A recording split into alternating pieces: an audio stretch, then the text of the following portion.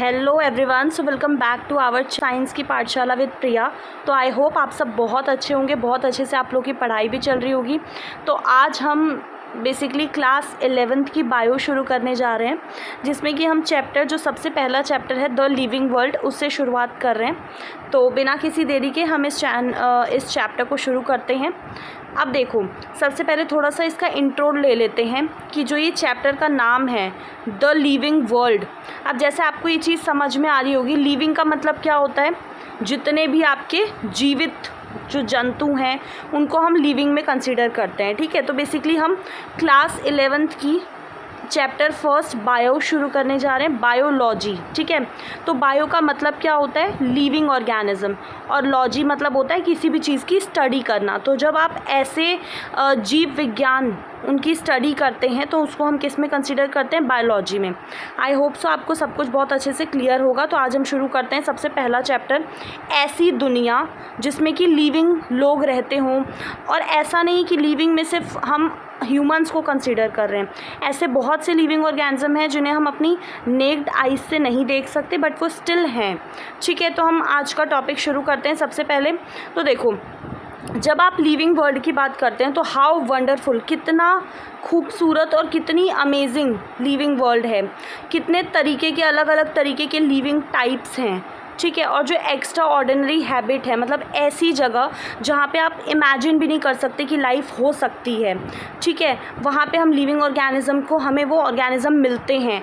अब जैसे ऐसे पहाड़ जो बहुत ठंडे ठंडे पहाड़ हैं, डेसिडुअस फॉरेस्ट है, ocean, fresh water, lake, desert, ये हमें बिल्कुल स्पीचलेस छोड़ देते हैं कि मतलब ऐसी जगह पे लाइफ को इमेजिन करना जहाँ पे बिल्कुल लाइफ पॉसिबल ही नहीं है।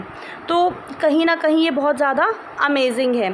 अब जैसे जो beauty of galloping horse of the migrating bird, valley of flowers. ठीक है, मतलब ये बहुत एक सेंस ऑफ वंडर, जब भी आप ना नेचर के करीब जाओगे आप कोई भी ऐसी चीज़ें देखोगे जो बिल्कुल इमेजिन करना ही बहुत ज़्यादा मुश्किल है।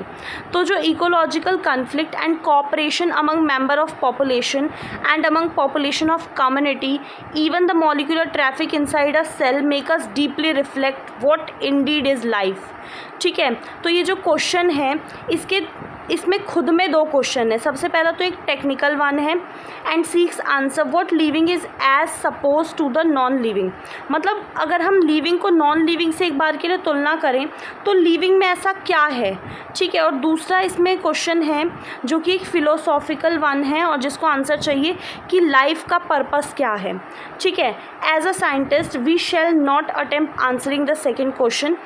तो हमें आज किस पे ध्यान देना है, we will try to reflect on what is living, कि लिविंग होता क्या है। तो सबसे पहले आज इसमें हम बात करने वाले हैं diversity in the living world. मतलब डाइवर्सिटी का मतलब अगर मैं आप लोग को बताऊं तो डाइवर्सिटी मतलब होता है विभिन्नता। अब जैसे आप ना मैं आपको बहुत एक शॉर्ट से एग्जांपल से समझाती हूँ। जैसे आपके पास बहुत सारे अलग अलग कलर के, अलग अलग तरीके के बहुत ब्यूटीफुल आपके घर में प्लांट्स हैं। ठीक है, तो उसे आप क्या कहेंगे, अलग अलग तरीके के, अलग अलग वैरायटी के प्लांट्स हैं, तो उसे हम कहते हैं डाइवर्सिटी। डाइवर्सिटी मतलब होती है विभिन्नता, किसी भी चीज़ में बहुत सारी वैरायटी होना।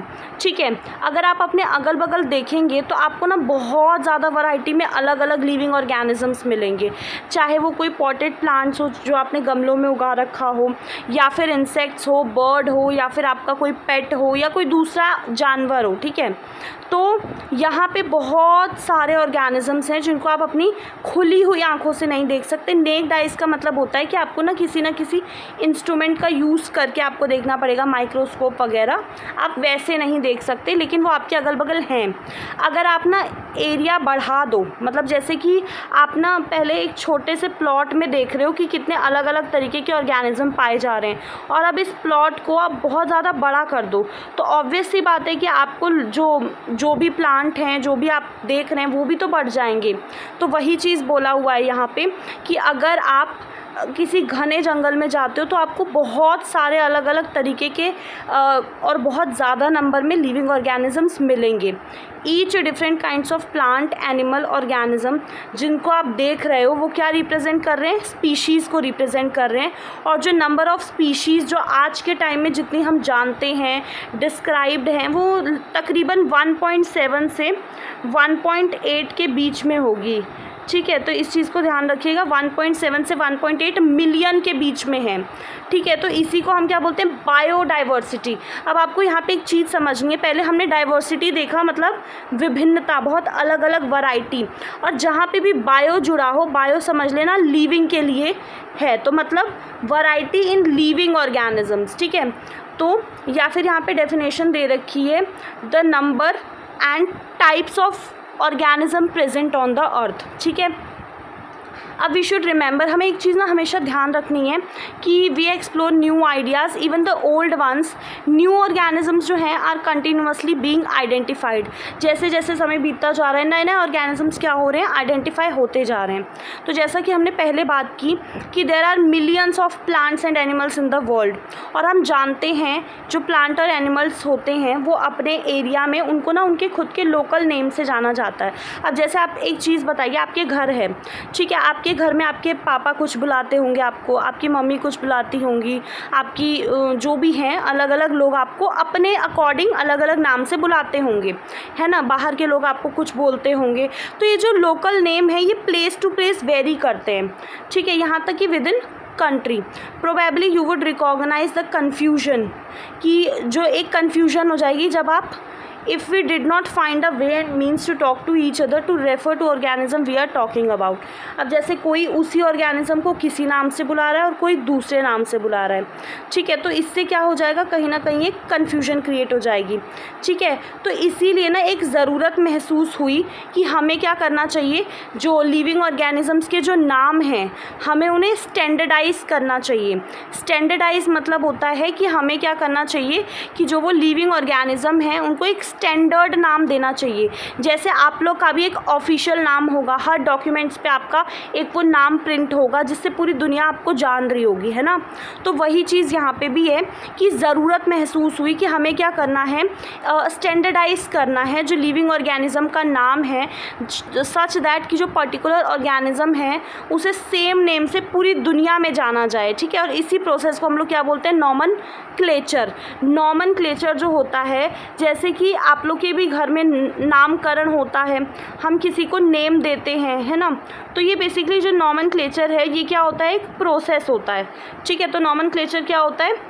नॉमनक्लेचर या फिर जो नेमिंग है is only possible when organism is describe correctly.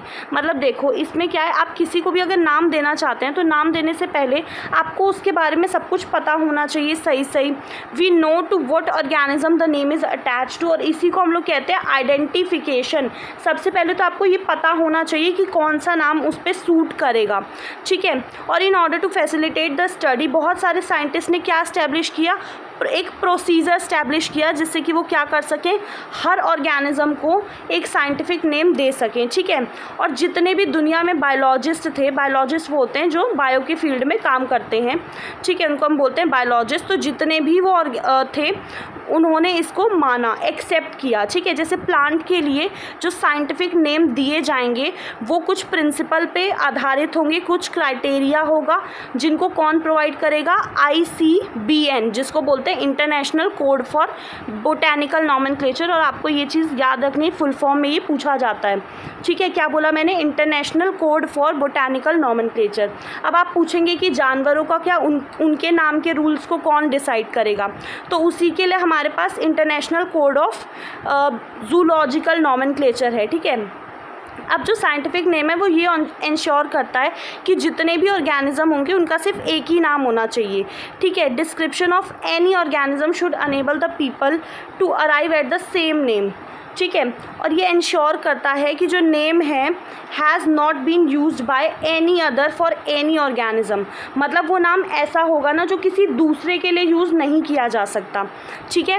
अब जो बायोलॉजिस्ट होते हैं वो फॉलो करते हैं जो पूरी दुनिया में एक्सेप्ट किया जाने वाला प्रिंसिपल है, जो क्या करता है, जितने भी ऑर्गेनिजम्स होते हैं उनको साइंटिफिक नेम प्रोवाइड करता है। हर नेम के दो कंपोनेंट होते हैं इनमें, एक होता है जेनेरिक नेम, एक होता है स्पीशीज़ एपिथेट। ठीक है। और आपको ये चीज़ याद रखनी है कि वो सिस्टम नाम प्रोवाइड करने का जिसमें कि हम दो कंपोनेंट का यूज़ करते हैं, जिसमें से एक जेनेरिक नेम होता है, एक स्पेसिफिक एपिथेट होता है, उसको हम बोलते हैं बायनॉमियल नॉमेनक्लेचर। और ये जो नेमिंग वाला जो सिस्टम है ये किसने सजेस्ट किया है, कार्लस लिनियस ने।